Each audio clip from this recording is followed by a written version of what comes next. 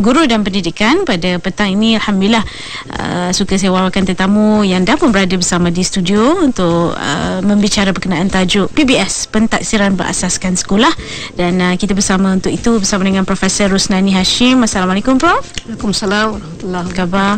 Baik, alhamdulillah. Alhamdulillah. Prof Rusnani merupakan Ketua Penyelidik Pasukan Universiti Islam Antarabangsa Malaysia yang mengkaji tentang PBS dan juga Dekan di Institut Pendidikan UiAM ya. Dan insya-Allah mungkin di awal pertemuan kita bersama rakan-rakan pendengar bersama dengan Prof, mungkin ada ramai lagi yang tak berapa pasti. Kalau ada anak sekolah tu mungkinlah Prof, tapi yang di luar sana mungkin tak berapa faham. Pada awal tahun ni kita dikejutkan oleh para guru dengan isu pentaksiran berasaskan sekolah atau singkatannya PBS, sehingga ada segelintir seperti Suara Guru Masyarakat Malaysia atau SGMM yang sanggup berdemonstrasi ya Prof. Dan kenapa kalau Prof nak jelaskan pada petang ni para guru ni sanggup berbuat demikian, dan apakah sebenarnya PBS dan apakah isu atau masalah yang dihadapi sehingga terpaksa ditangguhkan baru-baru ni? Silakan. Okay, terima kasih Mas. Para pendengar yang dihormati sekalian, Assalamualaikum warahmatullahi wabarakatuh. Terima kasih memberi saya peluang untuk berbicara tentang PBS yang menjadi satu topik yang sangat hangat pada tahun ini. Kenapa para guru sanggup berdemonstrasi? Saya kira ini kerana tak tertanggung beban yang dipikul. Mungkin mereka sudah sampai pada tahap maksimum kesabarannya ya. Dan kenapa apakah beban yang mereka pikul? Sebenarnya bebannya besar sebab PBS ni merupakan satu anjakan yang sangat besar ya, daripada paradigma sebelum ini, iaitu penilaian berasaskan sekolah daripada berbanding dengan berasaskan pusat ya. Jadi yang menjadi masalah para guru ialah banyaknya kerja perkeranian ya. Kerana mereka dikehendaki mengutip bukti-bukti pelajar mereka telah menguasai satu topik atau satu unit itu, dan bukan saja mengutip evidence ini, tapi malahan memfailkan evidence tersebut bagi setiap orang murid, bagi setiap subjek, dan juga mereka terpaksa pula menaikkan data murid ini kepada Lembaga Peperiksaan Malaysia ataupun pihak pusat. Jadi cuba kita bayangkan kalau seorang guru mengajar 4-5 buah kelas, satu buah kelas mengandungi 40 orang murid. Jadi kalau 4 kelas dah 160 orang murid. Jadi data ni kena difailkan ya, satu persatu. Kemudian dimuat naik itu pula masalahnya ialah untuk mencapai talian tersebut. Dan ada yang sanggup terpaksa bersekang mata waktu 3 pagi, 2 pagi ya, untuk mendapat peluang nak mencapai server tersebut. Jadi tapi kebanyakan kali mereka terpaksa menunggu begitu lama. Cuba kita bayangkan kita Yahoo Group, Yahoo email, kita tekan Yahoo email, dia slow sangat proses nak keluar Yahoo tu, atau Facebook lah. Macam mana kita punya perasaan? Kalau kita tak selalu, guru ni tak kali nak masuk kan, jadi baru dapat je dah suspended jadi kecewa. Dan saya dapati ada pula guru yang sanggup bersara ya, ada pula berlaku kes perceraian suami isteri kerana isterinya bersengkang mata hingga jauh malam ya. Dan bayangkan besok tu mengajar lagi. Jadi ini yang saya kira dan membuat mereka rasa sangat terhimpit ya.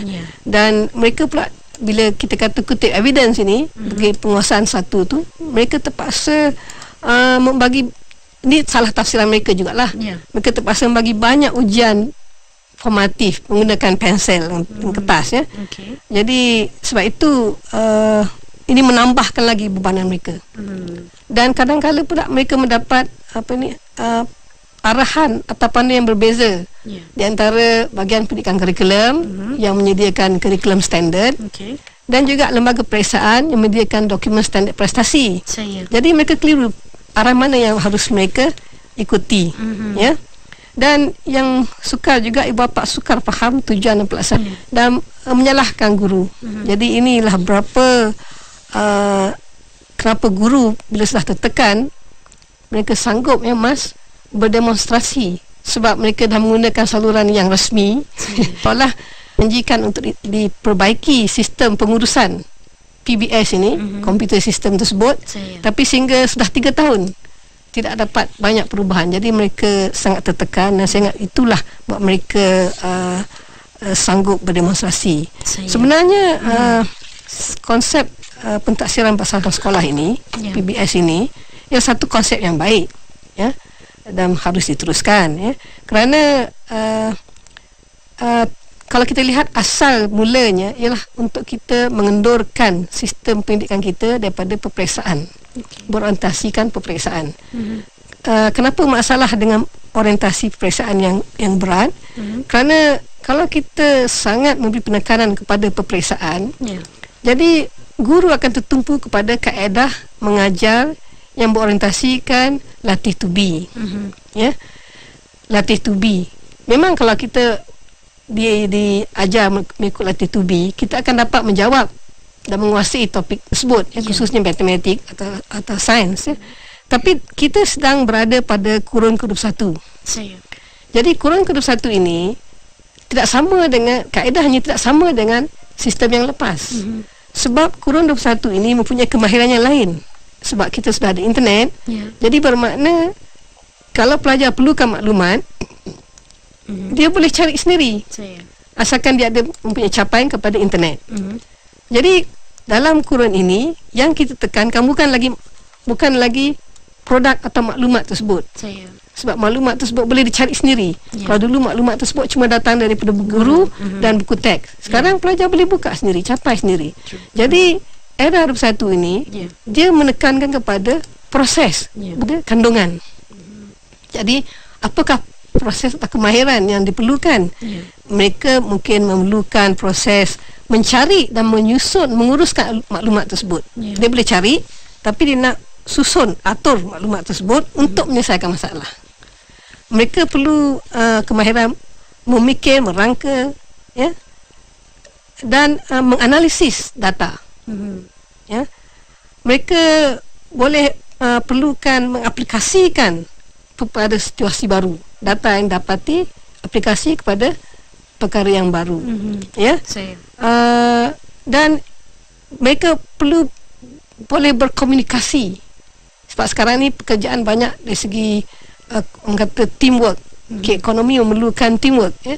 Jadi mereka perlu berkomunikasi dan bekerja dalam satu pasukan.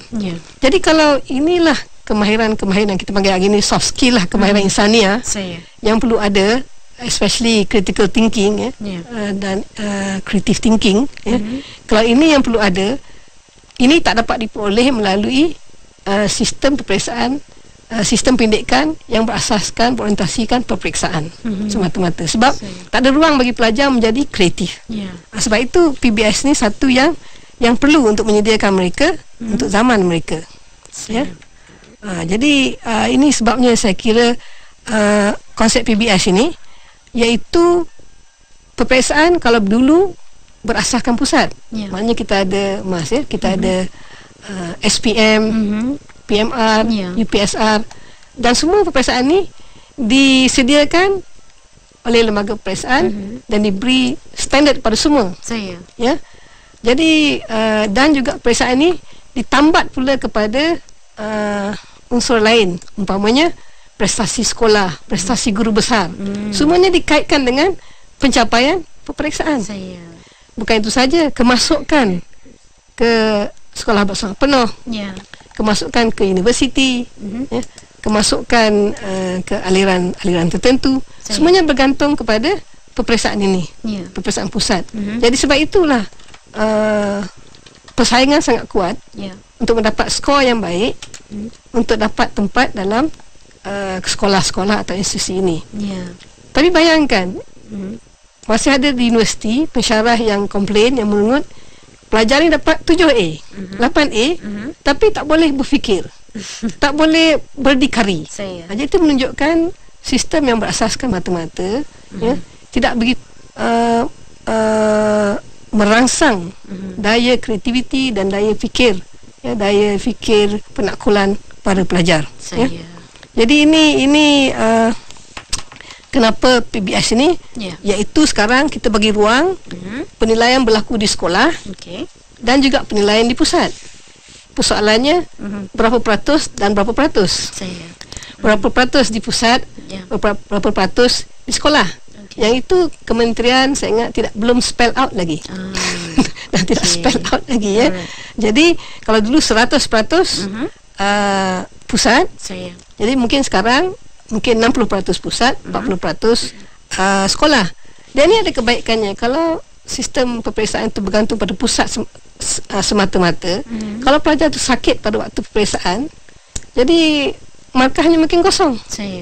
Tapi kalau ada diambil kira sekolah, jadi dia tidaklah kosong semata-mata.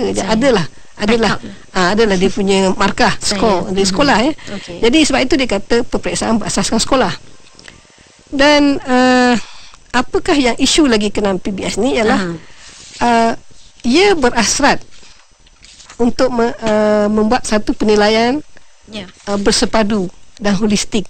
Maknanya kita nak lihat kemajuan murid dari segi akliahnya, kognitifnya, dari segi keaktifannya dalam co-curricular, dan juga dari segi kita lihat dari segi kecondongannya untuk menjadi apa jenis kerjaya yang dia boleh untuk dapat apa jenis kerjaya yang sesuai dengan dirinya. Masalahnya kita dapati kita cuba nak buat satu yang banyak ya, dalam satu pembaharuan. Umpamanya kalau kita fokus pada kognitif sajalah, maknanya kalau kita bayangkan yang kita buat kat sekolah hari ini dari segi co-curriculum, di mana pelajar kalau dia aktif akan terima CJ lah, ya, mengatakan dia aktif dalam persatuan ini, ya, dan dia dalam testimonialnya tercatat dia ni AJK sekian-sekian. Jadi maknanya bukti untuk keaktifan pelajar dalam co-curriculum sudah ada untuk kesepaduan tadi. Tapi dalam PBS kita lebih perincikan dan meminta guru lagi meneliti tiap-tiap murid ni. Jadi ini soalannya, perlukah perkara ini? Jadi satu yang perlu kita tanyalah, ya. Jadi sebab daripada tak ada menjadi banyak, jadi kita memang membebankan guru. Padahal apa dia PBS ini, bila kita kata guru menaksir murid, maknanya guru diberi ruang untuk menjadi orang kata authority dalam pendidikan. Sekarang dialah yang melihat dokumen kurikulum daripada bahagian pendidikan kurikulum, kemudian dia mentafsirkan apa dia topik itu, apa dia bentuk pengajar bagi dan apakah kaedah yang perlu gunakan untuk mencapai matlamat topik tersebut, ya, dan learning outcome dia. Dia yang tahu, dia yang patut buat. Kemudian bukan saja dia menentukan cara mengajarnya dan kaedahnya, dia juga akan menentukan cara penilaiannya untuk memastikan pelajar ni dah dapat menguasai berapa skill dan ilmu dalam bahagian tersebut. Ya, ini kuasa yang diberi kepada guru sepatutnya. Tetapi malangnya itu PBS sepatutnya. Dan kalau guru nak bagi project base ke, pelajar ni buat satu kajian, ya, yang makan masa 2 minggu, ya, dia ada hak tersebut sebagai seorang guru, ya. Tapi malangnya dalam PBS yang kita lalui baru ini, ya, dia masih dikawal dengan ketat oleh lembaga peperiksaan. Jadi dia masih tidak bebas. Jadi apa yang terjadi, kalaulah sepatutnya PBS ni memberi ruang untuk guru menjadi kreatif, di mana dia kreatif, maknanya dalam mengatur rancangan mengajarnya, mengatur kaedah mengajarnya, dan mengatur cara penilaiannya, ya. Sekarang dia tak mempunyai ruang tersebut kerana dia sibuk dengan nak memberi evidence, ya. Dia sibuk dengan kerja-kerja perkeranian, jadi dia tak ada masa untuk menjadi kreatif. Jadi ini maknanya tidak mencapai matlamat PBS sebenarnya, ya. Ini sebahagian daripada masalah. Itu dia, kita bersama dengan Profesor Rosnani Hashim, merupakan Ketua Penyelidik Pasukan UIAM yang mengkaji tentang PBS, dan kita cuba memahami apa sebenarnya PBS itu dan juga kekangan yang dihadapi oleh guru-guru sehingga menyebabkan baru-baru ni yang kita sebut tadi ada segelintir seperti berdemonstrasi yang menunjukkan protes lah mungkin. Dan insyaAllah kita nak kembali bersama dengan Prof selepas ni untuk mengetahui lebih banyak lagi berkaitan PBS. Jangan ke mana, terus bersama di Kim FM, pilihan utama anda. Expo IKS IPPJ. Datanglah beramai-ramai ke Expo IKS IPPJ sempena ulang tahun ke-25 pada 4 hingga 6 April 2014 di Angsana Johor Bahru Mall. Pelbagai aktiviti menarik diadakan seperti slot bersama Hafiz Hamidun, Ustaz Munif Hijaz dan ikon usahawan IKS. Untuk tempahan lot jualan dan pameran, hubungi IPPJ di talian 07-2221-767 atau Encik Yazid 012-7615-109. Datanglah beramai-ramai ke Expo IKS IPPJ. 25 tahun melahirkan usahawan masa depan. IKIM FM, pilihan utama anda, terus bersama di waktu ini menerusi IKIM FM dengan rancangan Guru dan Pendidikan, dan kita masih lagi bersama dengan tetamu Profesor Rosnani Hashim yang merupakan Ketua Penyelidik Pasukan UAM, mengkaji tentang PBS, dan beliau juga merupakan Dekan di Institut Pendidikan Universiti Islam Antarabangsa Malaysia. Dan tadi kita dah diberi pencerahan tentang PBS ataupun berkenaan isu dan masalah yang dihadapi sehingga yang terpaksa ditangguhkan. Dan mungkin kita nak pergi kenapa Prof, ya, prestasi negara kita ni merosot dalam pentaksiran PISA dan juga TIMSS, iaitu pentaksiran pembacaan dan matematik juga dikatakan merosot. Ini juga merupakan satu pencetus kepada perubahan-perubahan dalam pendidikan di negara kita, yang kita kenali dengan Pelan Pembangunan Pendidikan Malaysia 2013 hingga 2025, di mana dalam laporan tersebut menyatakan kita sekarang, keputusan kita dalam peperiksaan matematik dan sains dan juga pembacaan ini atau kefahaman ini menunjukkan kita berada pada tangga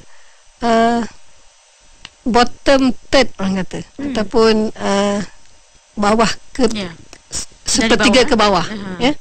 Padahal pernah satu ketika kita mencapai kedudukan yang tinggi juga, standing dengan negara-negara Asia Timur yang lain seperti Jepun ke Korea ke Singapura. Tapi kita telah jatuh begitu mendadak sekali. Dan ini sangat merunsingkan, sebab kita masih mengajar perkara yang sama. Masih kita membelanjakan bajet yang begitu besar untuk pendidikan, tapi keputusan kita sahaja serupa dengan macam Indonesia dengan Thailand, malah Thailand lebih baik daripada kita, atau Vietnam pun lebih baik daripada kita. Jadi kalau kita lihat, ini berkaitan dengan perubahan.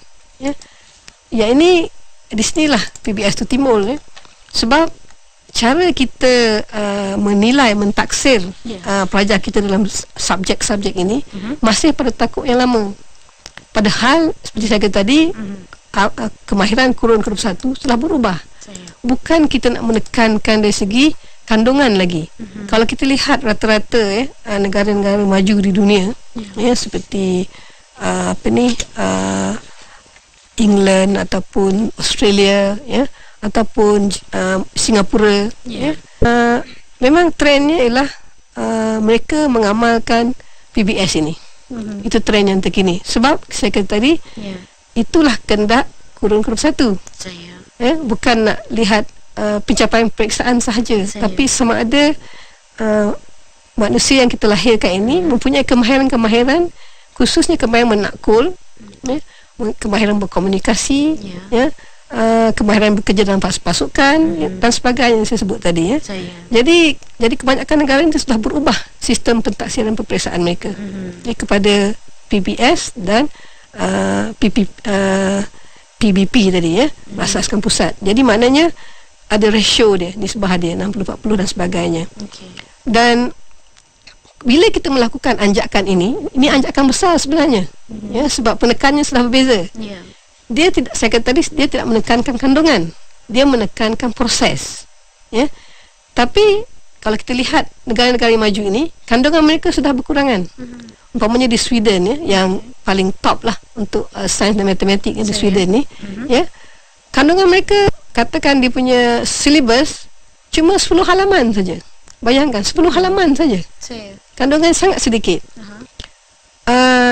Tapi mereka menekankan proses. Maknanya macam mana kita apa yang kita lakukan, apa kaedah yang kita gunakan untuk memastikan pelajar ini menguasai topik tersebut. Di sini mereka lebih tertumpu, maknanya mereka kurangkan kandungan, tetapi bila kurang kandungan, mereka melihat satu kandungan tu dengan lebih mendalam. Bezanya. Kita dulu kandungan banyak kan. Saya. Jadi dalamnya kurang. Tapi ni sekarang kurang kandungan dalam isinya, dalam dia punya kajiannya. Ya. Saya. Jadi itu satu. Yang kedua, bila kita ke dalam tu, mereka menggunakan lebih banyak kaedah kita panggil problem based learning.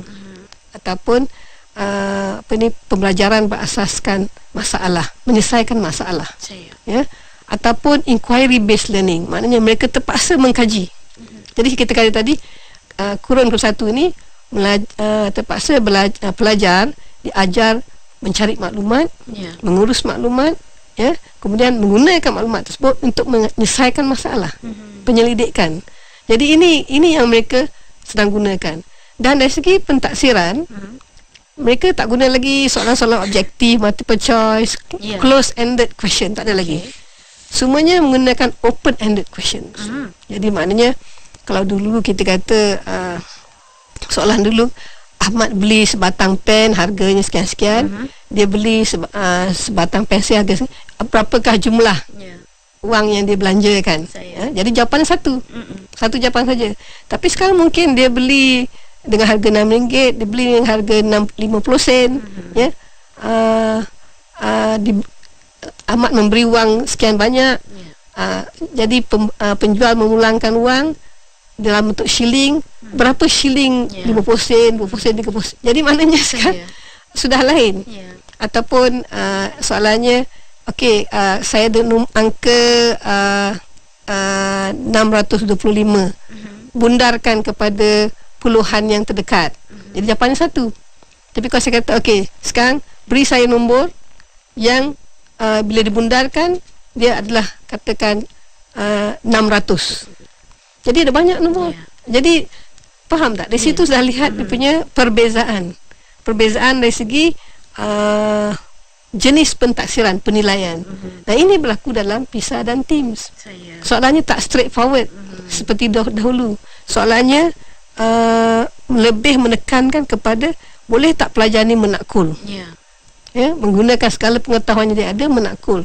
Ini perbezaan sangat besar. Dan sebab itu kerana kita tidak mengubah, kita tak mencapai tahap yang kita naklah. Padahal kalau kita lihat PPPM itu, target kita pada masa akan datang ialah untuk mencapai top third. Tadi bottom third. Jadi kita nak top third. Boleh dapat top third kecuali kalau kita mengubah pedagogi yang kita gunakan di dalam bilik darjah, kaedah yang kita gunakan, dan juga memberi ruang untuk pelajar menjadi critical dan kreatif. Ya. Tapi kalau kita lihat, Prof, kenapa PBS ni penting kalau kita nak terapkan dalam dunia pendidikan di Malaysia? Dia penting sebab kita sedang mengalami perubahan. Jadi kalau kita tidak mengikuti, kita akan tertinggal, tercicir. Jadi sebab itu kalau kita lihat, ya, ia sangat penting dan dia penting, dia ada kaitan dengan internet. Okey. Ya, jadi internet ni adalah era zaman sekarang. Ya. Jadi kalau kita masih mengajar takut lama, ya, tak mengajar kandungan lebih banyak, tajuk lebih banyak daripada prosesnya. Ya. Jadi budak itu lebih, kadang-kadang dia lebih pandai dia cikgunya. Sebab kalau dia rajin mencari sendiri dalam internet, dia lebih tahu banyak. Sebab itu dalam konteks kita kata pembelajaran kurun ke-21 ini, kita akan lebih menekankan kepada apa yang kita panggil learner centered, ataupun bertumpukan kepada pelajar, bukan kepada subjek. Ya. Jadi sebab pelajar boleh mencari sendiri maklumat tu. Hari ini kalau kita lihat pelajar sekolah menengah ataupun di peringkat tahap 2 sekolah rendah, mereka datang pada kita dengan berbagai-bagai pengetahuan yang kita tak sempat nak tengok. Mereka dah tahu. Betul. Ya, jadi mereka boleh beritahu kita lebih banyak. Jadi sebab itu kalau mungkin orang akan marah, tapi para guru hari ini bukanlah orang kata pada ketika satu ketika dahulu guru tu a sage on the stage, maknanya dia betul-betul lah seorang yang berautoriti, seorang yang alim, ya, yang mengetahui sebersebi. Hari ini guru ni is a guide on the side, maknanya dia membimbing, tapi di tepi-tepi lah, bukanlah dia main stage lagi. Dia membimbing pelajar tu. Mungkin pelajar tak tahu mana nak cari, dia beritahu, kamu cari dekat site ini. Dia beritahu itu. Bukan dia beritahu chlorophyll tu warnanya hijau, membuat makanan untuk tumbuh-tumbuhan. Tak lagi. Dia akan guide, kamu cari site ini. Ataupun kamu pergi Google, kamu type perkataan ini. Jadi fungsi guru itu sudah berubah. Ini conventional way lagi. Bukan conventional way lagi. Ya. Okey, kita boleh katakan PBS ni sebenarnya sistem yang bagus. Cuma macam tadi kita sebut pelaksanaan dia, Prof. Ya, betul. Mungkin kita nak tahu, rakan-rakan kita di luar nak tahu apa agaknya masalah yang dihadapi oleh guru-guru dalam melaksanakan PBS ini. Tadi saya ingat saya sudah sebut tentang clerical clerical, banyak sangat clerical word kan. Jadi sebenarnya kalau kita nak PBS ini berjaya lah, kita perlu lakukan beberapa perkara. Dan saya rasa perkara pertama yang perlu kita lakukan ialah perlu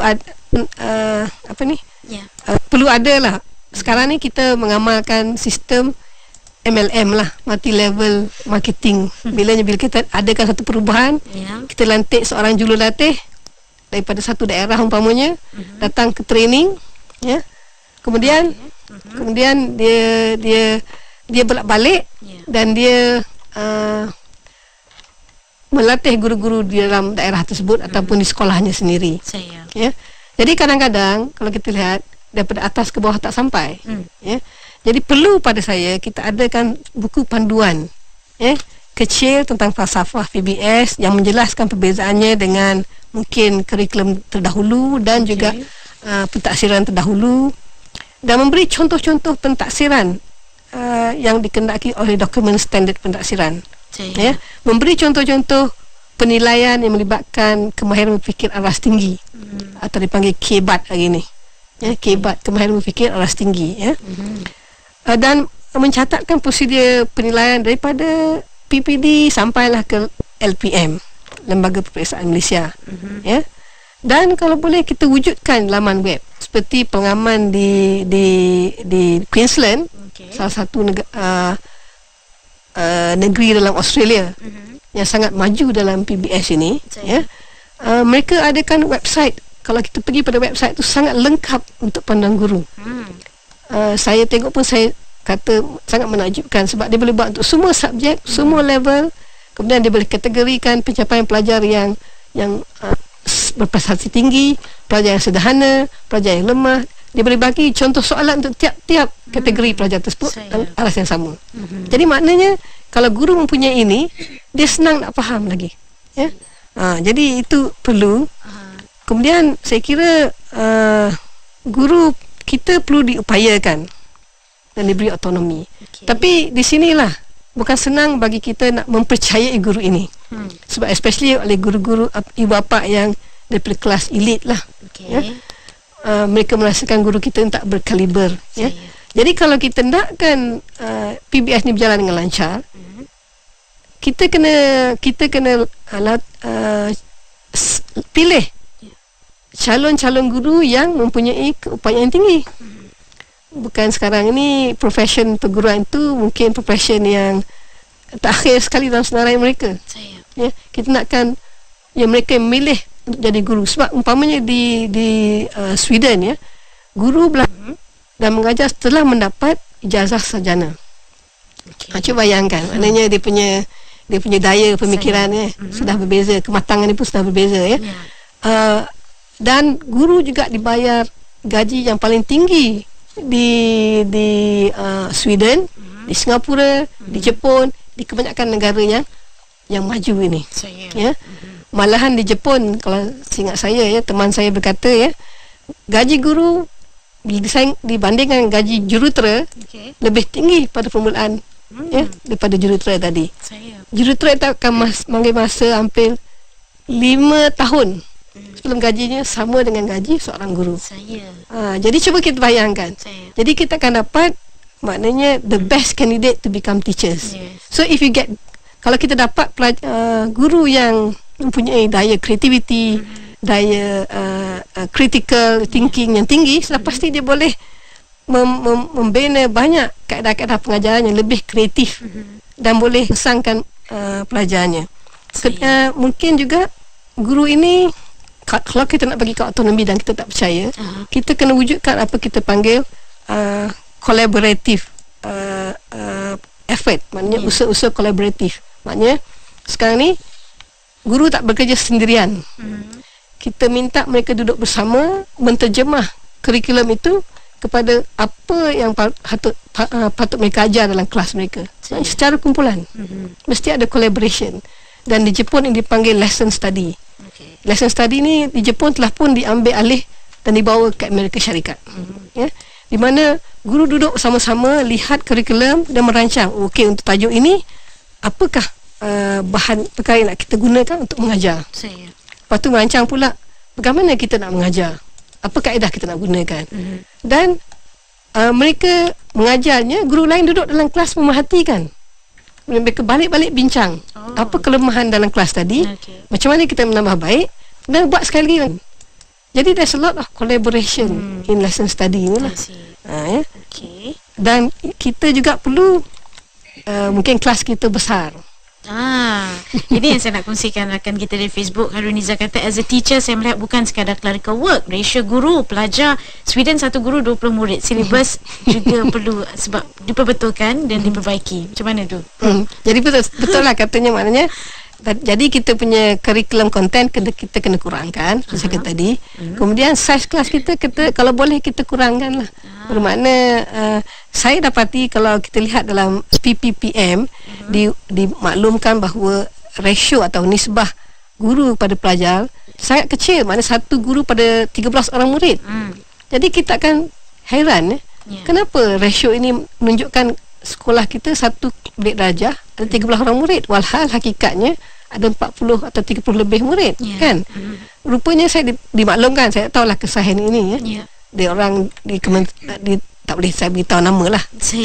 Tapi dinyatakan statistik itu mengambil kira semua pegawai-pegawai pendidikan yang tidak mengajar, seperti yang bekerja di Kementerian Pendidikan, di Jabatan Pendidikan Negeri, di PPD, yang tak mengajar dimasukkan. Sebab itulah dapat nisbah yang kecil. Padahal hakikatnya besar. Jadi bagaimanapun kalau kita nak laksanakan PBS ni, kita kena cuba kurangkan saiz kelas lah. Ataupun kita bagi guru lagi kita ini, kerana tadi saya kata kita tak ada guru yang ijazah sarjana kan. Sekarang kementerian sedang cuba mengupgradekan guru-guru kita dengan berbagai program untuk sekarang kita dapat bachelor degree serta yang baik. Tapi saya kira untuk masa sekarang guru sudah pun bertugas di sekolah, kita kena ada in service training, iaitu guru-guru ini dibekalkan lagi dengan kaedah-kaedah pentaksiran, supaya mereka mahir mentaksir secara profesional, dan mahir menterjemahkan kurikulum, dan boleh nak kelaskan murid pun mereka tahu siapa murid mana yang pintar dan sebagainya. Jadi ini perlu kita laksanakan. Baik, kita nak ambil satu pemanggil kita yang di talian kita kini, Puan Rina dari Melaka, untuk kita dengarkan soalan dari Prof. Silakan. Kita ni buat PBS macam-macam cikgu yang susah, tapi kita rasa tujuan kita nak tengok peningkatan pelajar. Sebab yang saya risau sebab bila tengok ada cerita Al-Khawatir ke, kalau di Jepun contohnya, dia bagi pelajar kalau sekolah kebangsaan tu lebih kepada nilai, lebih kepada adab. Kita kalau saya tengok tingkatan 5 baru ada adab, cara potong kuku semua tu pun dalam pendidikan Islam. Macam kita ni terbalik kan, sepatutnya macam mana? Sebab bagi saya lah, kita sebagai orang Islam patutnya yang asas utama tu dalam UPSR sepatutnya dah ada subjek agama, bukan tunggu kafar saja. Okey, boleh saya respon di situ? Ya, sebenarnya kalau kita nak lihat Jepun, bukan adab tu diajar secara teori. Sebenarnya persekolahan di Jepun, mereka mengajar adab secara praktis. Yang maknanya sudah wujud suasana yang mengamalkan adab-adab yang baik. Umpamanya mereka masuk sekolah, buka kasut, tukar kasut pakai slipper, itu memang di Jepun. Kemudian mereka waktu makan mereka sendiri hidangkan makanan, bergelir-gelir dalam satu kumpulan, setiap kelas makan bersama. Kemudian mereka tak pernah ada pencuci sekolah. Mereka memastikan bahawa setiap pelajar berkongsi, mengambil bahagian membersihkan sekolah, bilik darjah termasuk tandas. Kalau kita di sini sebut tandas, anak cuci tandas, melenting ibu bapa ni. Tapi padahal inilah cara mendidik dari segi moral values-nya, moral values-nya. Jadi di Jepun dia ada kelas moral tapi tak ditekankan sangat. Mereka dapat adab-adab ini melalui praktis. Sudah etos sekolahnya, budaya sekolahnya memang begitu. Jadi kalau kita nak buat, kita kena amalkan yang itu. Jadi soalannya, bolehkah kita mengamalkannya? Boleh kita tukar suasana tersebut. Sebab teori saja kita cakap banyak pasal agama pun tak guna juga, Sebab itu akan menjadi teori, tapi amalannya macam mana? Jadi memang kita hendak yang itu. Jadi pada saya tak payahlah dalam satu konteks saya tengok PBS yang dulu yang sebelum diubah ni, di mana kalau kita lihat penguasaan yang tak dicapai dalam dokumen pentaksiran itu, disebut pertama tahu. Tahu tu memang kita tahu tak maknanya sesuatu itu apa dia, tahu. Kemudian faham. Kemudian kita boleh gunakan aplikasi. Kalau kita ikut taksonomi pendidikan yang sebenar, selepas aplikasi itu kena ada analisis, sintesis dan penilaian. Tetapi kita ubah yang 3 teratas tu, kita ubah dengan buat satu dengan adab, buat satu dengan adab lagi. Jadi saya kira kita sudah mencampur adukkan domain kognitif dengan domain afektif. Jadi ini juga akan mengelirukan para guru sebenarnya. Jadi jadi saya fikir sebab itu PBS ni memang perlu ditangguhkan dan perlu penambahbaikkan. Mungkin secara ringkaslah Prof, kita tanya di hujung pertemuan soalan terakhir kita, apa sebenarnya perlu KPM lakukan dan bagaimana pandangan Prof terhadap pengumuman Timbalan Perdana Menteri hari ini tentang 3 langkah penambahbaikan PBS itu. Saya ingat saya sudah banyak bincangkan juga cara menjayakan tadi, termasuk selain pada guru, saya kira bapa perlu diberi maklumat yang jelas tentang apa ini PBS, sebab mereka masih dalam paradigma yang lama yang melihat kepada peperiksaan. Jadi kita kena maklumkan pada mereka, kita tak tekankan produk lagi, tapi kita tekankan proses. Dan apa yang harus mereka lihat pada anak mereka bukan pada kertas, markah peperiksaan, tapi ada tak perubahan pada anak mereka dari segi, kalau dulu dia ni seorang yang pendiam, sekarang anak dia boleh berbicara dengan baik. Kalau dulu anaknya tak pernah bertanya soalan yang menakjubkan pada dia, sekarang anaknya banyak bertanya. Jadi inilah kualiti. Maknanya ibu bapa kena lihat kepada kualiti, perubahan kualiti pada anaknya, bukan daripada lihat berapa A, berapa B, berapa peratus dia dapat untuk matematik, bukan itu lagi. Ini ibu bapa kena faham. Kemudian begitu juga masyarakat kena didik lah. Kemudian dari segi pengumuman yang dibuat oleh TPM hari ini, saya kira itu satu pengumuman yang baik lah. Sebab perkara yang banyak menghimpit guru ialah SP PBS tu. Dan kami sebagai pasukan penyelidik UIA memang rasa apa yang nak dilaksanakan iaitu menukar ganti dokumen standard kepada panduan perkembangan pembelajaran. Kami harap dia menggabungkan DSP dengan KS curriculum standard lah. Kami mengalu-alukannya dan juga tidak ada lagi SP PBS. Sebab itu yang kami telah cadangkan. Dan di sini juga tingkatan 3 akan menghadapi penilaian menengah tingkatan 3 saja, tidak lagi PMR dan tidak lagi berpusat. Jadi ini satu yang memang kita duga seharus berlaku dalam PBS. Bagaimanapun kita tak mempunyai maklumat yang lebih lanjut tentang perincian apa kandungannya, sebab